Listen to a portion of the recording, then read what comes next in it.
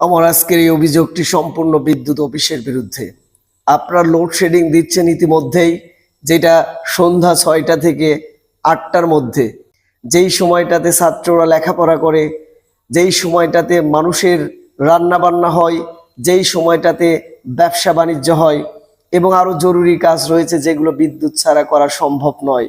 আপনারা লোডশেডিং দিবেন, ঠিক আছে, আপনাদের শিডিউল চেঞ্জ করে ফেলেন।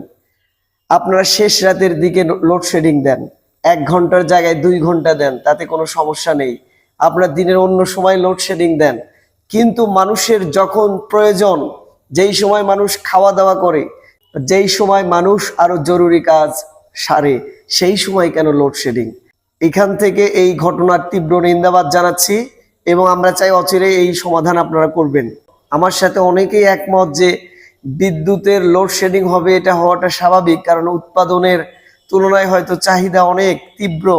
কিন্তু এমন সময় লোডশেডিং দেন যেই সময়টাতে মানুষের কোনো ক্ষতি হবে না, মানুষের উৎপাদন ব্যাহত হবে না, মানুষের দৈনন্দিন জীবনের কোনো ভোগান্তি পোহাতে হবে না। আমি সহ আমরা সকলেই এটার তীব্র নিন্দাবাদ জানাই এবং আশা করি আপনারা এটা সংশোধন করবেন, শিডিউল চেঞ্জ করে ফেলবেন, যাতে করে মানুষের উপকার হয়।